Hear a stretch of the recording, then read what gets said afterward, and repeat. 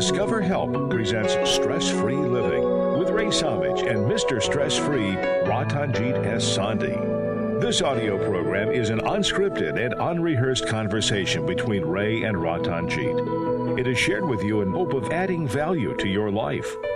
We encourage you to listen to this program in its entirety to receive the full impact of its message. Sit back, relax, open your heart, mind, and soul to this edition of Stress-Free Living.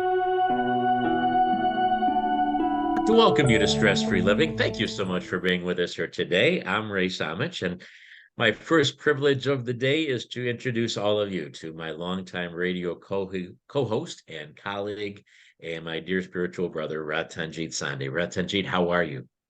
Wonderful, Ray. How are you? Excellent, thank you. And I am noticing a little bit of, I don't know what to call it here, technology differential here between my picture and my words and yours. So hopefully you're seeing me and hearing me perfectly, and our audience is the same, whether you are catching us on YouTube after the fact on Stress-Free Living Radio channel, or if you're catching us live here today on the internet, on radio here in the Cleveland area, or however you may be being part of our show. We welcome you and thank you for being part of it. Ratanjit, I want to ask you about gratefulness, which we talk about a lot, but also how we can have gratitude even in grief.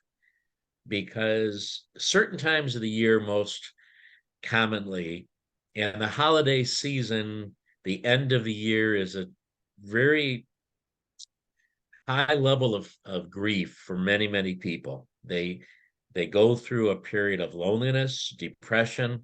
Suicides are the highest rate during the last month of the year. And we understand gratefulness when things are going well. We have Thanksgiving and we thank the Lord for all the blessings that we have in our life. Can we be grateful in gratitude? Is that even something that our human body can understand, that even in the worst case situations of our life, we need to have gratitude? Well, you see, there are two sides of this. When you are thankful, you're taking an action, you're thankful for something you have done. When you are in gratitude, you are in the atmosphere of gratefulness. And gratefulness, if it is attached to when we are on Thanksgiving, you said, we are grateful for the family, we are grateful for the food, we are grateful for health, we are grateful. So that gratefulness is attached with greed. So if I am blessed with things, I'm grateful. I'm not in gratitude unconditionally. Gratitude is a software where you place yourself in. So supposing your computer has a software of gratitude. Now, whatever you find solution, it is found through that software, through that gratitude. So until we create a environment and park ourselves or sustain ourselves in the mindset of gratitude unconditionally, we are not grateful. We haven't understood gratefulness. Right? There's so many places we can go with that opening, Ratanjit, and I hope we have time to cover all of them. Let's go back to what you said about Thanksgiving, which is a celebration in the United States, and actually in many other countries too. It celebrated at different times of the year and in different ways. But you're certainly right. We tend to be thankful for the blessings. We tend to be thankful for the things that are positive. And in our brains, we even say, well, this person is not healthy now, but she had 80 good years of health. So we want to be thankful for the 80 good years of health, and realize that, okay, maybe now she's not healthy. Or, maybe we could have 2 turkeys today, but we can't afford 2, but we're going to be thankful for the 1 turkey. And because we were able to still have this. We look at things a little bit, I guess greed is a harsh word to use for Thanksgiving, but I think you're right. Ultimately, we put it in perspective to say, well, it could be worse. So we're thankful for what we have. We're thankful for how it is. How can we elevate? How can we change the idea of only being thankful for the good things in our life and realize that gratefulness needs to be a state of mind all the time? It needs to be that platform of software, to use your idea. How it in our human mode, I guess it's never possible, is it? We have to understand that scientifically, if you are parked in gratefulness mode, and that is unconditional, you are generating hormones in your body, chemicals in your body, which is going to allow it to function optimally. Best body function, it has higher rate of fighting disease, immune system enhances, and you are basically more inclined to use your intelligence in a highest form. You are more creative. You are more, all that happens when you are unconditionally grateful. Example of that is, supposing you go to general yearly tests for health, your doctor Annual checkup. Annual checkup, and you are very healthy. You are expecting very good results. So suddenly, doctor comes out and says, I have a bad news for you. And you have contracted this disease, which is very rare. It does not have normal symptoms, but you have only 3 months to live. So suddenly, all your life falls apart and you go home and very depressed, and what do you do? So third day, a doctor calls you, says, I want to check something. So can you come? So you go to the doctor and he checks all that, and so many other tests are performed.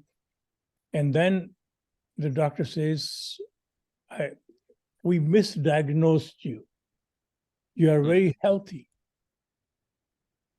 And suddenly you got a new lease of life, and you are very happy.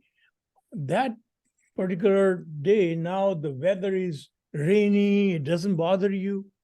Somebody says some nasty thing, it doesn't bother you, because you have something much more which otherwise not available to you. And same thing when we realize that this gratefulness gives us the same mindset as if I was given a new life. All the chemicals which are produced at that time when you are very happy and you got a new lease of life are produced when you are unconditionally grateful. So you can create that situation on a moment-to-moment basis by parking yourself in unconditionally grateful. Now, it is another thing, how do we do that? It is, but you've given some information there, and I know I've heard a lot of other facts, and unfortunately, I didn't prepare those today. But people can look it up. They can find all the research, and again, operating in our human mode, okay? Even if we're just into the human mode of operation, even if we don't necessarily buy into that we are spiritual beings having a human experience, or even if you don't know how to attain that evolution, there are enough research papers that have been done that do show that living in gratefulness is life-changing in many ways. It makes us not only more positive, not only happier, but it does affect our life, our health. It does affect the length of life. It does affect the quality of life. So there just seemed to be enough of an incentive, even just in operating in our human mode, that we should want to try to be more grateful. So I think that, that bears it out. And then evolving that from wanting to be more grateful to having a state of constant gratitude, that's the tough part. I think, to immediately try to understand that we need to have gratefulness even when things aren't going well, even as this title of today's show suggests, even in moments of grief. So let's transition a little bit, if we can, and talk about what you think grief is, Ratanjit, because I think you have a little different definition of grief than other people. To me, grief is like the ultimate sadness for some kind of loss. It's the ultimate human pain, the ultimate human emotion that we have if we've lost a living being, or if we've lost something very important to us. We are in grief, and it takes us down to the lowest ebb of our human presence. What do you think? Is that the way you would define grief too? Normally we live with certain expectations. Our loved one supposed to live with us forever, and I'm supposed to have constant income, I'm supposed to have good health, and I'm supposed to have all those things. And anytime anything happened below expectation, we are upset, right? And that, yes, if it is something more dramatic, something our loved one is taken away from us, so it converts into grief, long-term grief. Your mind gets parked in that mindset. Why it happened to me?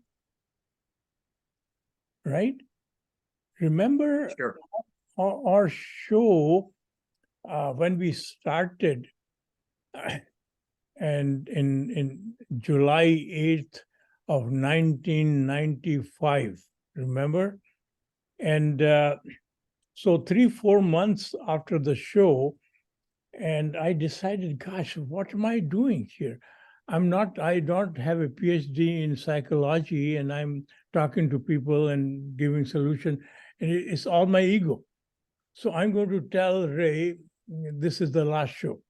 So after 3-4 months, something in that period, so I go to the radio station, and with the mindset of telling you that this is my last show.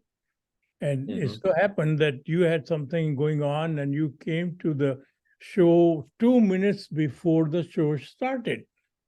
Right. So we didn't have time to discuss that. I said, okay, after the show, I will talk to him. we did the show, and we sat down and said, Ray, I wanted to talk to you. We sat down with a cup of tea, and suddenly the phone rang. Yeah. And this phone, and you picked up the phone and said, Ratanjit, this is for you.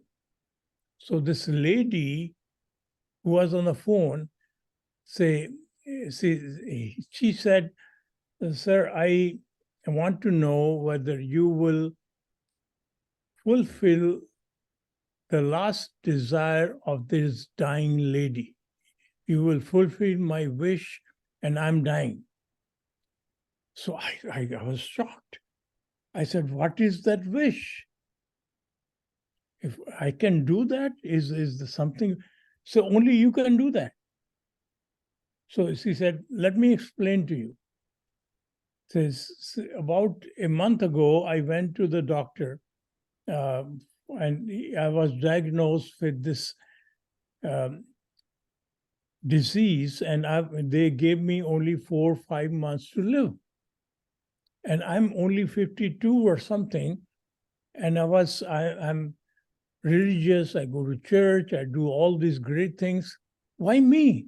And suddenly I said, there's no God, there's no this, and I suddenly became very bitter.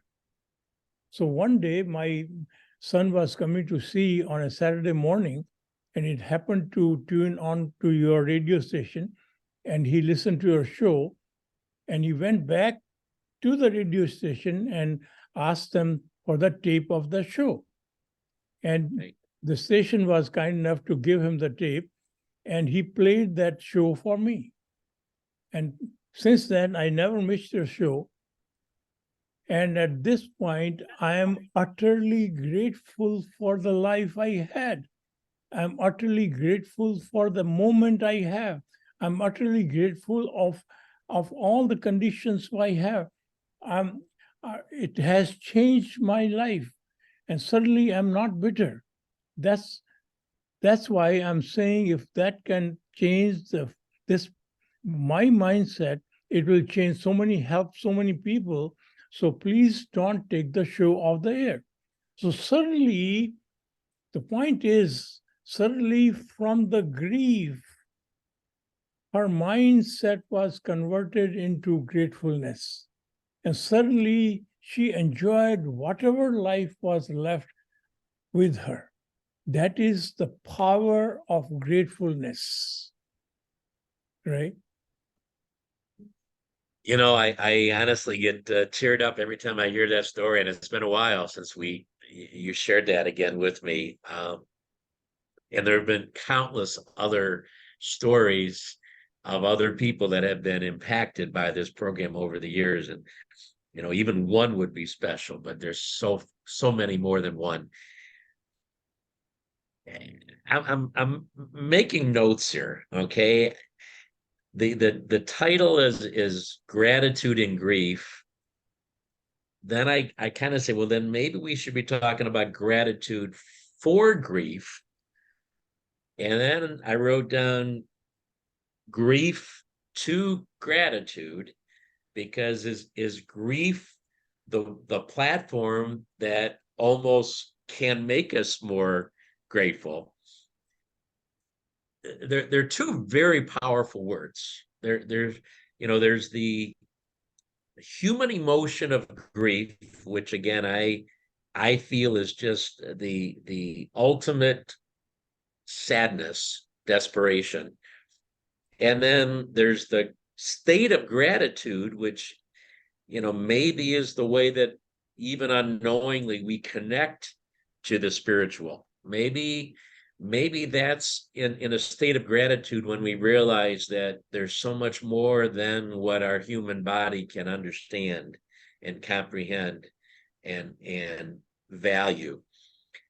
These are two pretty powerful words, aren't they? And whether you find gratitude in grief or whether you use grief to find gratitude, again, it's a little crazy because on the surface they don't connect, but maybe they connect better than any other two words on our journey of life. I think we'll leave with that for a second. It's time to take a break. Give me a chance to kind of understand where we're at so I can ask you some more questions so that we can understand the relevance of those two words. And especially during the time of the year when so many people are grieving, is it possible that we can help you find some gratitude in grief? This is Stress Free Living. We'll be right back. All right. Welcome to Sadeep and Reka. Thank you for being with us, Dr. Jagjit. Anybody have any quick comments? We'd love to hear from you or a question for Ratanjit.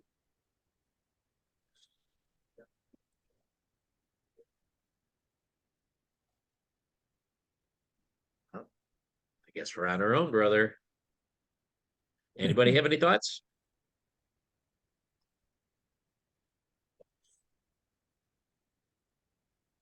Can't believe that opened up. I'm trying to be grateful for it, but I don't know if you heard, but the landscapers are my neighbors next door, all during that first segment, blowing leaves. Could you hear that? No, I can't Did you hear hear it. the? Good. I'm glad you didn't hear a loud noise coming through right outside my office here. Trying to be grateful for everything here today. All right. Made me focus and listen to you more attentively to be able to hear you. The moment you said, I'm trying to be grateful, everything, it happened. You are still connecting the gratefulness to things. Maybe that's a good thing to start to come back with.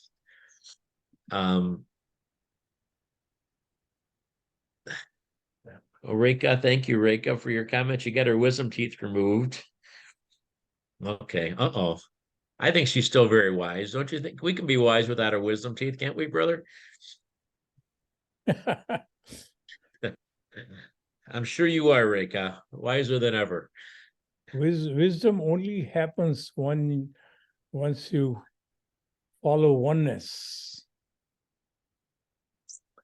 Okay, we should talk about wisdom. I'm not sure if we've ever done a show on wisdom. It's 1995. That's staggering, Ratanjit. 28 years we've done this. We are back on Stress Free Living.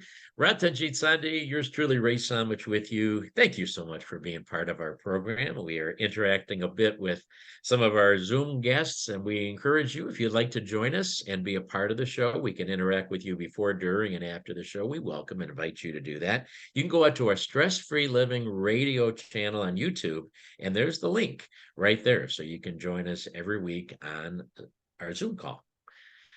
Ratanjit, let's talk about the distinction between being grateful and being in a state of gratefulness.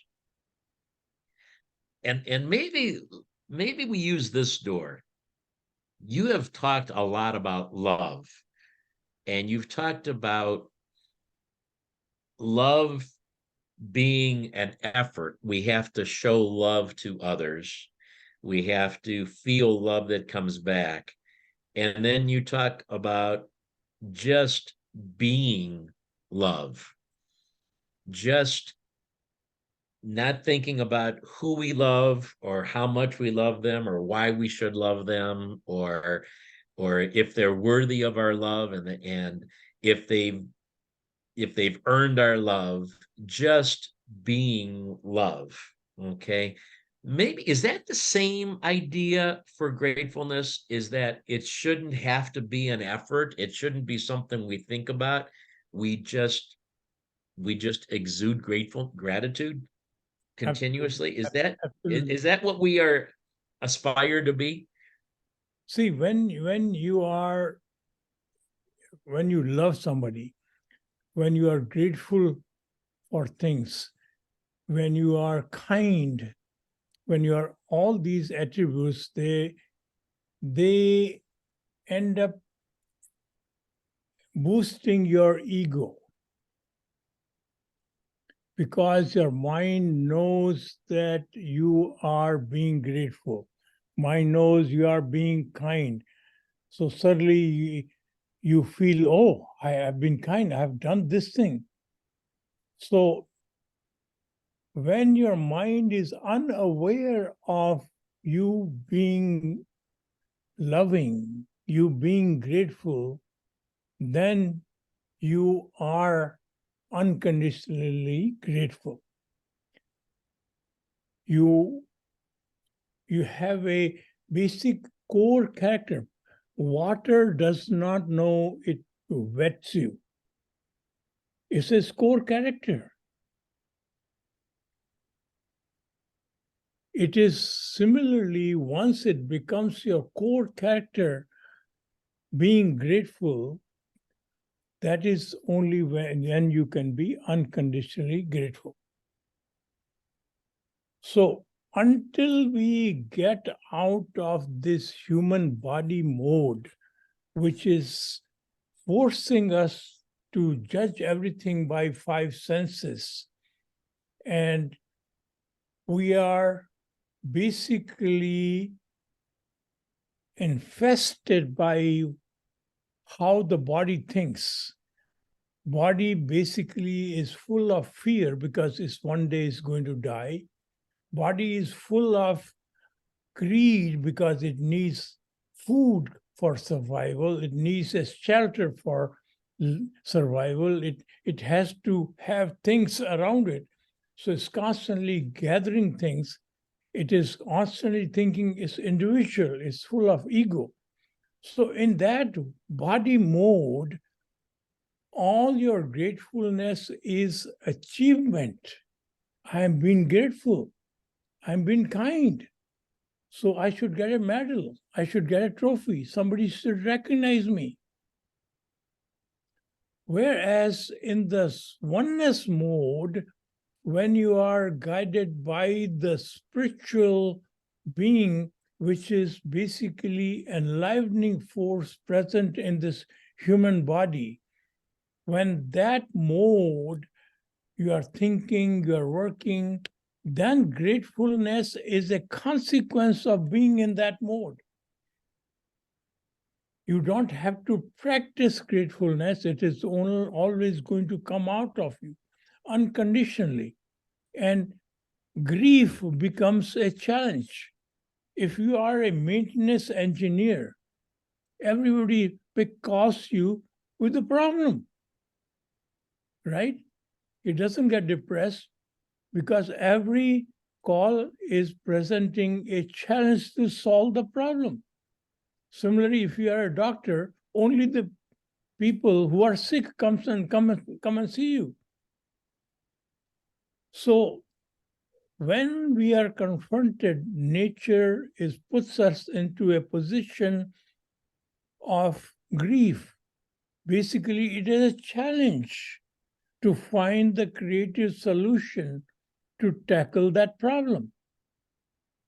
So we should be very grateful that we are given this opportunity to find the creative challenge within us, which will always gives us the right chemicals in our human system, right frame of mind, or our purpose of life becomes very clear, is to solve, to add value unconditionally.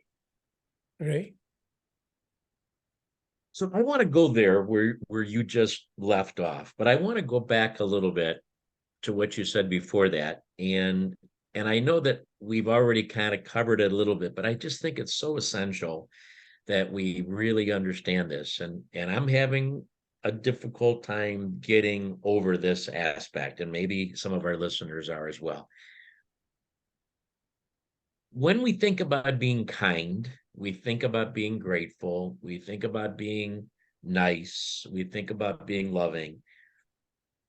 It's really hard when you say very blatantly that we're operating in greed when we are knowingly showing those signs. It kind of hurts because Again, and maybe the thing that hurts is that it's ego truth. mode. I know, but so maybe it hurts because you're true. Okay, it's the truth that it's just our ego mode, and it's not the good person that we want to be. You know, we so want let's to, just take kindness. Let's just take kindness. we don't want to be a good person. We We don't. are we are goodness itself once we park ourselves in the spiritual mode. I get it. I get what you're saying, but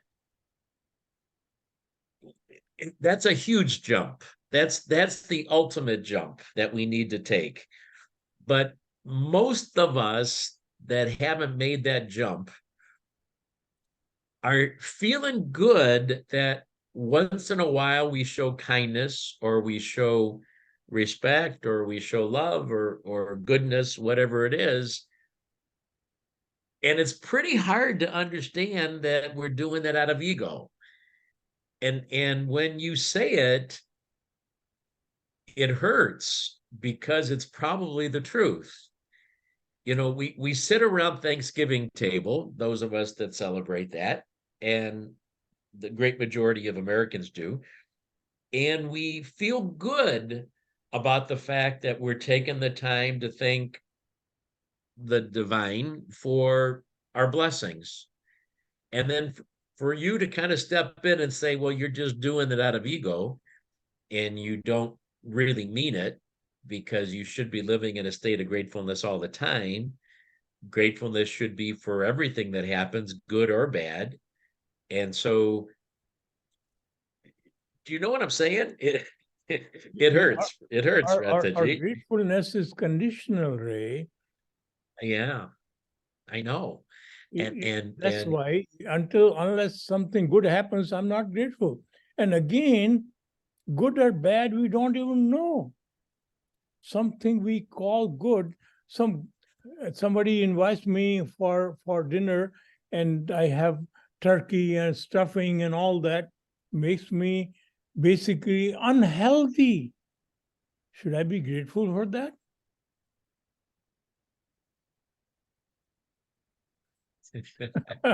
okay. Oh, gee. Our, our, our, Now you've added another element to this our thing. understanding of What's what is good good for for us? us is erroneous, Yeah. because it is basically just by our fear, greed, and ego. So when it appeals to our these things, we call it good. It ends up being bad for us. And not only that, but you've also talked a lot about our filters and how they've been tainted. And so, you know, we lose our job and we think it's devastating, the end of the world, but we don't know what lies around the corner that could be better, you know, for us than we ever thought possible. And we never would have had that opportunity if that so-called bad thing had happened. I mean, those things happen all the time in life, and we're judging and evaluating things based on our brain. And as you say, I'm going to try to relate what you say. It's how do you say that about our knowledge, about what we learn? It's limited See, and all our education, all our experience, intelligence, wealth, fame, title, everything, our possessions, in absence of oneness, absence of being in part in oneness, are nothing but glorified and decorated ignorance. Because we don't know that. This is ignorance. And that is what happens to us. And we thought everything was going great. Suddenly something happens. So we are constantly, the greatest grief is losing a loved one, losing a friend, or death. Death only happens to this human body. The real us never dies. So real us goes home. Supposing you are on vacation, and after, no matter how great the vacation is, eventually you are tired of it, you're missing your home, you want to come home. When you come home, and finally when you reach home, wow, it's great. Nothing like home. So we are going home and we don't know it. And we feel sorry for people who are going home. We should be only celebrating that they are finally going home. We are all temporarily placed on this earth to add value.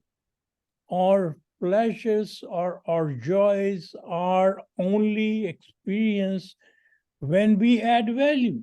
It makes you feel good.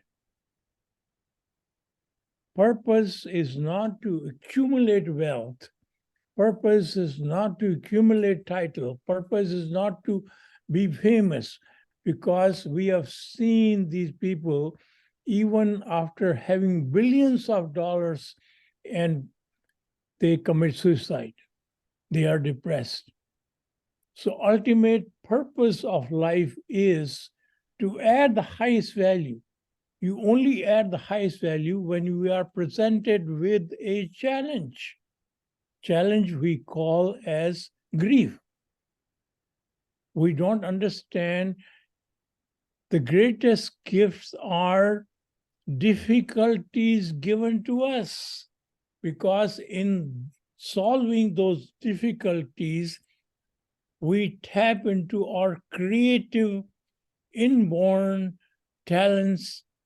And regardless of, that's why we have seen so many people who are college dropout, basically facing the challenge, they became very wealthy, very famous, very successful. Whereas when you basically depend on the crutches of whether it's education or your wealth or your name or your family heritage, is only limited. It becomes unlimited when you begin to tap your inner-born creativity, inner-born intelligence, and that only challenged in grief and difficulties which come to us in our life. Right? So let's go there. We have time before the break. You gave some really good examples. You said a maintenance engineer, his whole job, his or her old job, is to solve problems. Anytime that if things are running smoothly, if there are no things breaking down, then they have nothing to do. Their whole purpose is to be called into situations where something is broken and not working properly. And there's a lot of jobs that way. As a matter of fact, our whole business world is designed to fill a need, add value where there's a problem, and you solve it. And successful businesses have either done that, or they've made us aware that there was a need we didn't even know about, and then they created it. And like Google is a great example of that. We didn't realize we needed a search engine. We didn't know that that was even something that was a possibility, and they said, yes, it is, and we do it, and look what happened with that. That's kind of, in our human mind, we can comprehend that. Okay, if there's a problem, and if somebody fills that problem, fills that need, there's success. Okay. When it comes to something like grief, I don't think we are as welcoming to the idea that we have to have a challenge as heart-wrenching as grief.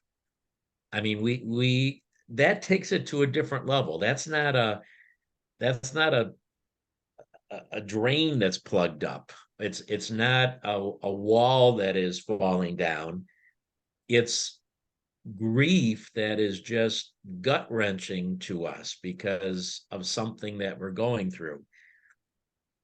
Is it really possible that we can say an experience of an opportunity to overcome grief or cope with grief or eliminate grief is something that we should be grateful for? Basic understanding, once we are aware of that we are temporarily sent here on earth. And we have been given this space suit to live in, which is our human body. So that we, it's my old story. Remember, supposing there is a unique, you found another space planet, and there is water and there is grows vegetation. And so the whole world, including us and other intelligent creature of the world, they wanted to explore that. They want to inhabit that. So now each one of us are speaking different language and looking different. Supposing we created a space suit, and once that's uniform, only color is different, size is different.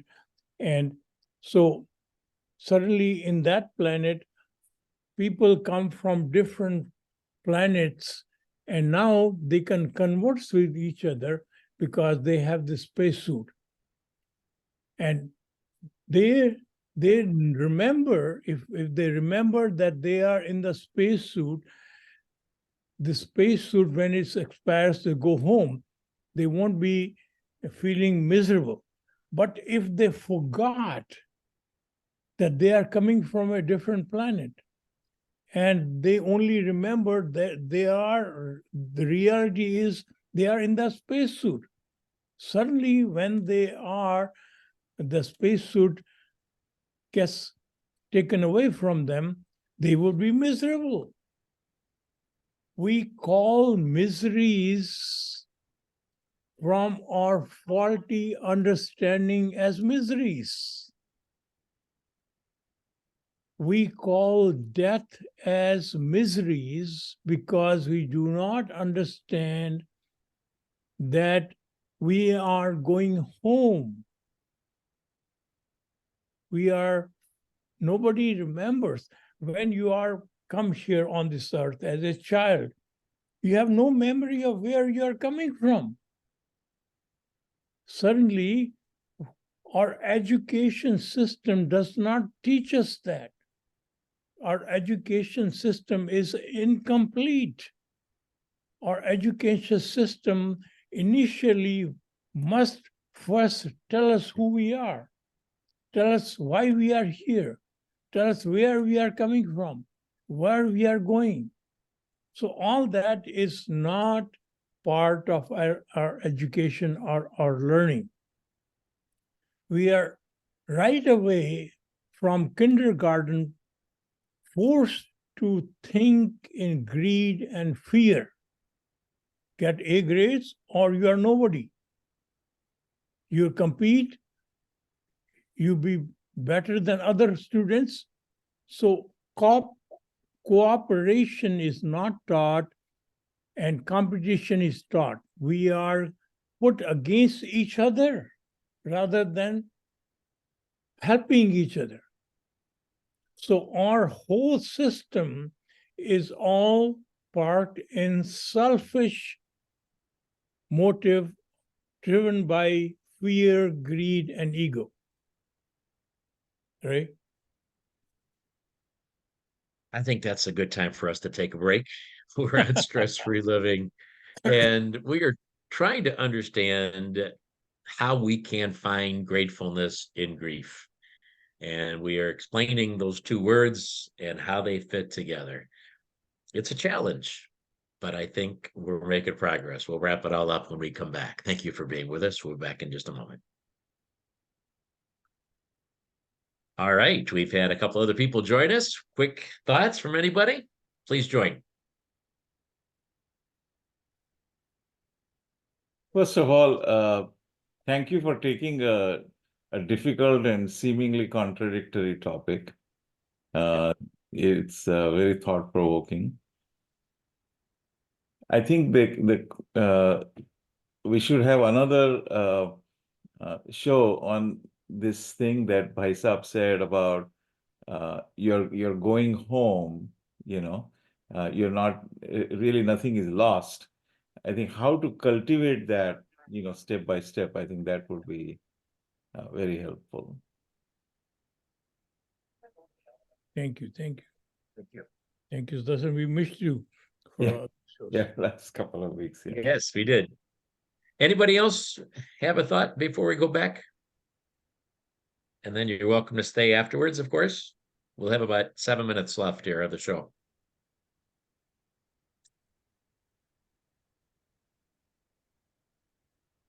All right. I like the cooperation versus competition too. That would be a good show too. You just mentioned that. Is there a mentality behind that we don't think about? Obviously there is. Yeah, I think if I can just take a second, competition and cooperation happens because of measurement. If there is no measurement, I mean, if like four neighborhood kids go to a local pond and enjoy the water for a couple of hours and come back, they have cooperated, they have enjoyed their time. The minute someone goes there with a stopwatch and says, let me see who is the fastest, you converted collaboration to competition by measurement. Yeah. And how do you do away with measurement? That's the challenge for human race. We are back on Stress Free Living. Ray Samich and Ratanjit with you, talking about a very interesting and challenging topic, and that is how we can find gratefulness in grief. And I guess what I'd like to kind of wrap it up with today, Ratanjit, in our closing moments, is to say, how do you suggest that we turn grateful in grief to grateful for grief? If you had to, and maybe that woman that you identified in that phone call, unbelievably 28 years ago, that asked you to continue this show because it made her in a way grateful for her grief. She went from being miserable and angry and resentful to becoming utterly grateful. How do you suggest people that are listening right now, watching right now, that maybe are going through some devastation in their life? Maybe they've just been diagnosed with a disease. Maybe they have just lost a loved one themselves, or they know that that's imminent, that somebody special to them is going to be gone. Maybe they're just extremely lonely. Maybe all their expectations of a big family and friends, and for whatever reason, life hasn't worked out the way that they thought they would, and today they're all by themselves. How can they find gratefulness in grief? So loneliness really, if you understand this, never comes from lack of loved one around you. Basically, loneliness is a byproduct of having no love within you. Once you are parked in love, you will never be lonely. Similarly, once you are parked in gratefulness, you'll never be lonely. So these are all basically situations where and again, we live in past or future. We are always sad because that has happened to me. Because you cannot change that. You are ingrained in, I lost my son, I lost my loved one, I lost a friend, I lost my spouse. So you are ingrained in that, you live the rest of your life in that mode. Or you are worried about the future. What is going to happen to me? The doctor gave me 6 months to live. I'm going to die. I'm constantly living in the fear of that death. So until you live in the present moment, you do not begin to enjoy life. In the present moment, it doesn't matter how long you live. You live in that present moment. You are not, past is history. You cannot change it. Whether you want to live in that, it's like reading a book. It happened to you, you remember it, but it is the same thing as some crafty writers had written a book. It has tremendous influence on you. Many times your mood is changed because of the readings. So suddenly anything is written is history. Past is history. You cannot change it. Future is a dream. Can only be fulfilled by living in the present.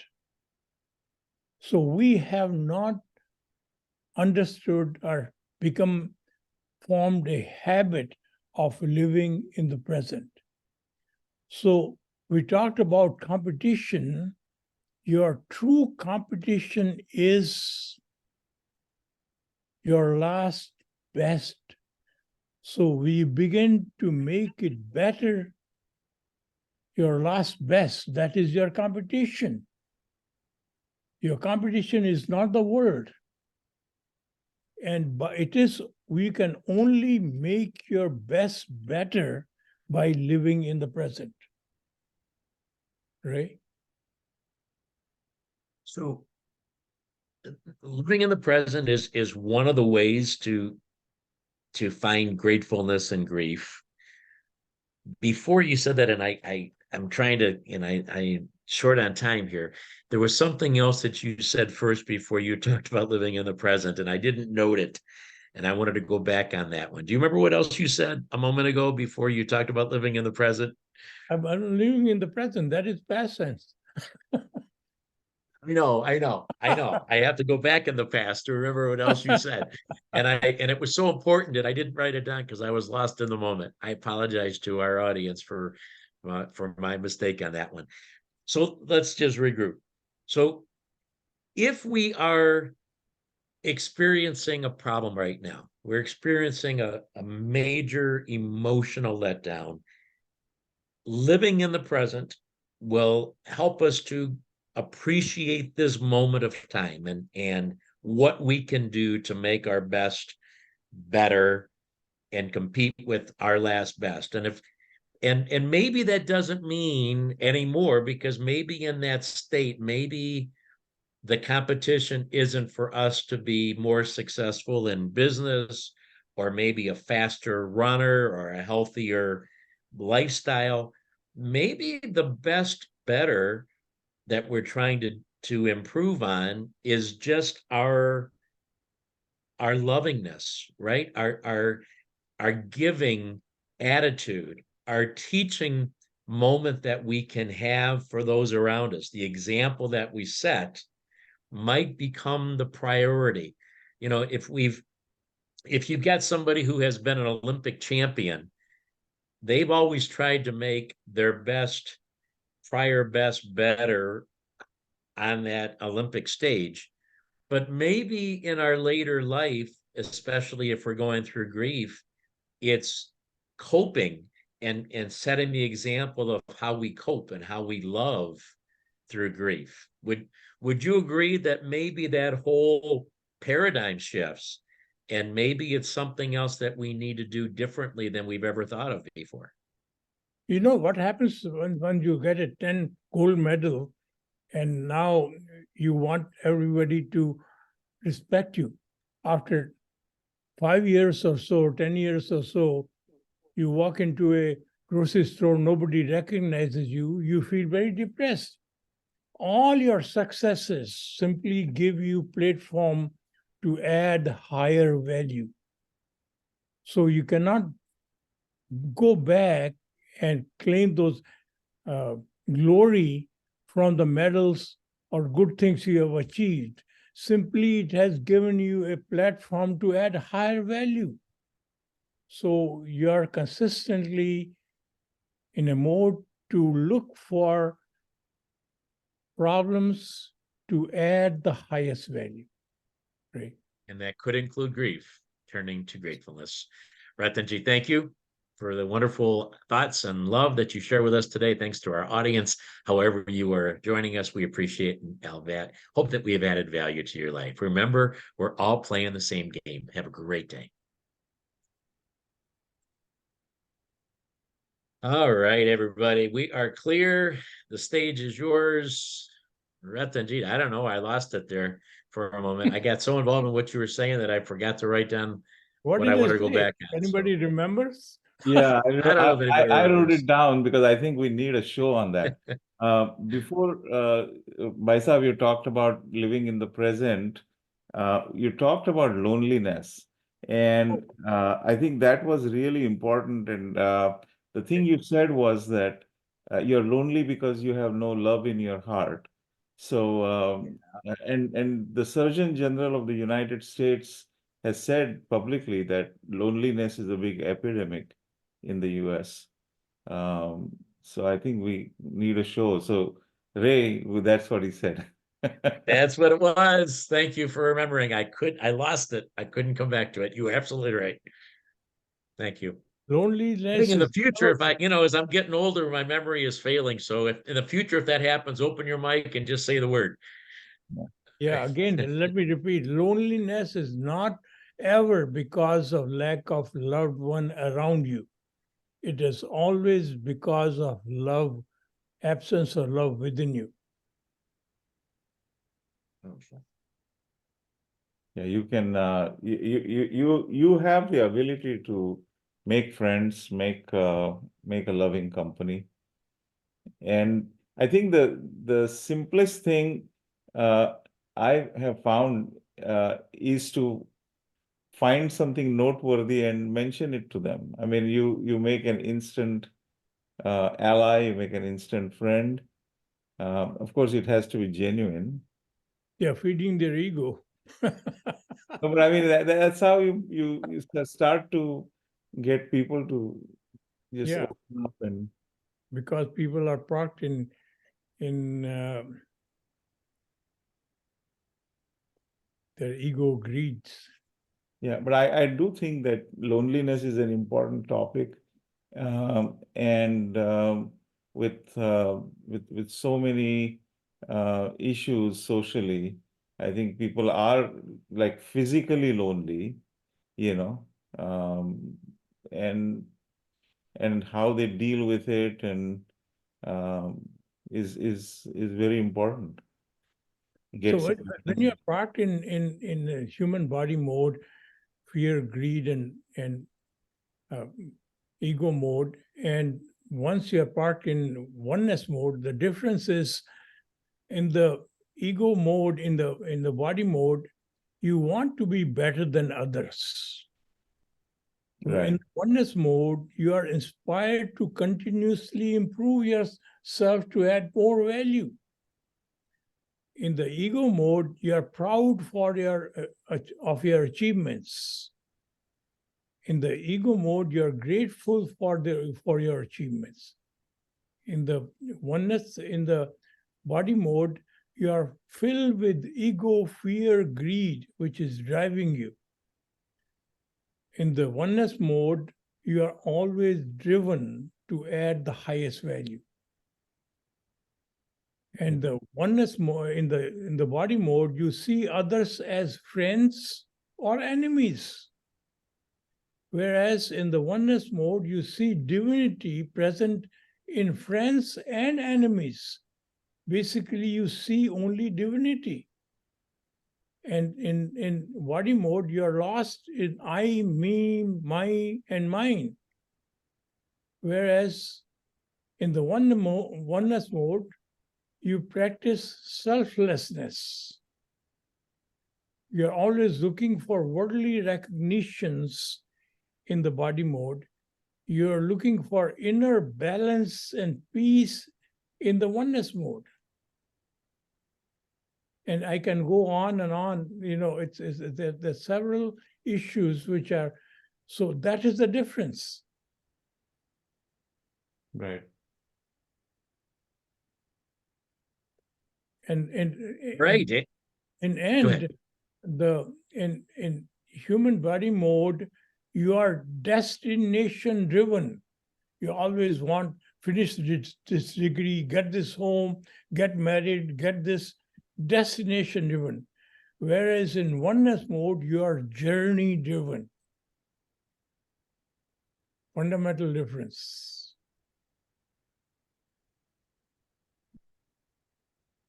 Anyone else have any thoughts? Good morning and good afternoon from.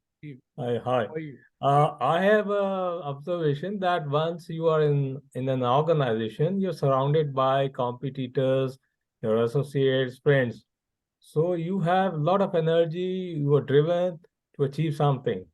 Whereas once you are off from that organization, then you are seemingly quite a bit alone, bearing a few friends only. So your energy levels go down unless you acquire a different set of friends and associates. So I have a feeling that physically also you need to be surrounded by more people when you retire from an organization. That kills you. Slowly, the number of interactions in a day falls down very much. So you need a human interaction to continue your journey, I guess. In the body mode, yes. But otherwise, when you be lonely sitting in your home or just listening to a TV or radio, then you are also.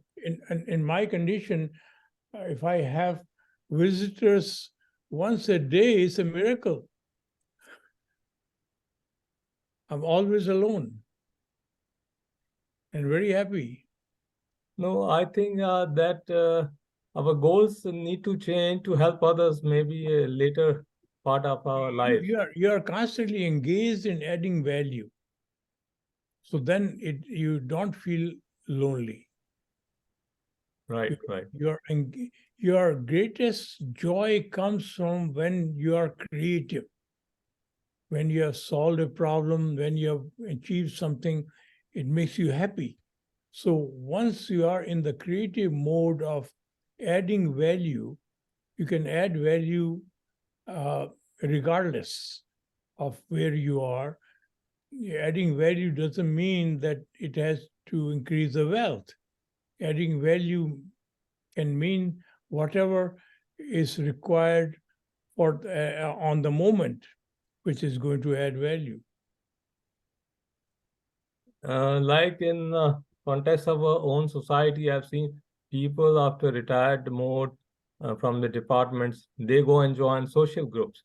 They are much more happier, even they might not be adding direct value, but they are enjoying the company. They are, of course, advising people. They are adding to support people, and not monetarily maybe, but emotionally. That gives them a joy. That is the biggest thing I think. When you have conversation with another friend, basically you are either talking about what you have done in past. When you were on this job, we did this. You are basically boasting yourself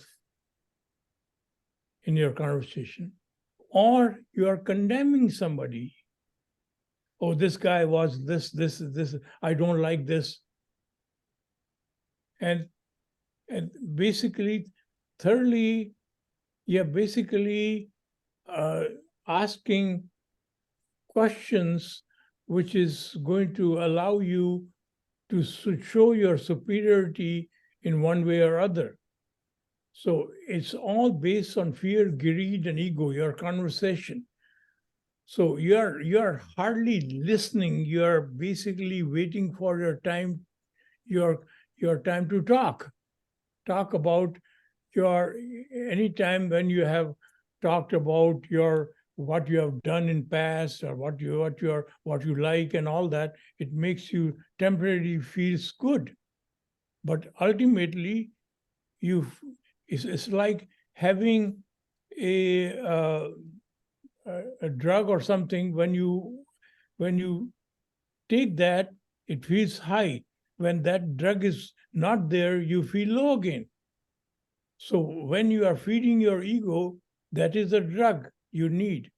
So what you call as a company, basically, if you analyze what you do with that company, your basically entire conversation is all full of boasting yourself, condemning somebody, or those kind of things. You never talk about which is going to add value very rarely. These are the facts. I think, Bhai Sahib, you had said, just to follow up on what Jogesh said, is that we don't live our knowledge, we live our habits. And when these habits are formed for a long time, where you need company, etc., how do you slowly transition to being joyful within yourself? What happens is, there are two ways of changing your habits. One is if you have a profound experience, Right. and suddenly your reality changes, Right. your habit will change. That is what all the saints and sages say. They have this profound experience. Yeah. And until I give this example of this exercise which you do that on a daily basis. Sooner or later, it is going to change you. And that exercise is standing in front of a mirror in the morning at exactly the same time after you have got yourself ready and have bath and everything. So now you look in the mirror, what you see is your reflection. And then you realize this body, this is a human body. And you realize the capability of this amazing human body. It makes its own blood. It does so many things. It corrects itself. It repairs itself. It heals itself. And it remembers so many things and it's better than any computer. It's better than anything else. And this is gifted to you on this journey on this earth. So it immediately gives you tremendous gratefulness for this gift. And then you close your eyes and open your eyes and look into your eyes, and you see the life in this human body. You see this divinity present in this human body. Without that, this is going to be basically a dead body. You cannot keep it for more than an hour. And you bow to this power which you see in your eyes. So suddenly, you don't see yourself as anything. Basically, the human body is gifted to you and is empowered by the divine force. Who are you? I'm all my life lived with I, me, and me, mine. So that is itself is erroneous conception of you. So now, obviously, because it's this awareness in you, this is the human body, and it's empowered by the divine force, you are grateful for that awareness. And sooner or later, you begin to realize that every person you see, you look into the eyes, you see the same presence of divinity. You have incentive to add value to serve that person, regardless of their size, religion, color, gender, and anything. So suddenly you become a value-adding entity.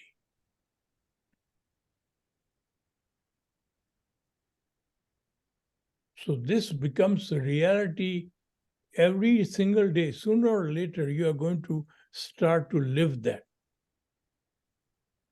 So they say in our corporate world, if you want to be successful, you have to dress like a successful, you have to speak like a successful person, and one day you will be successful.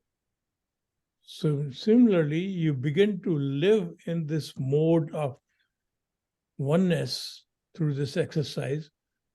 Sooner or later, you will be oneness.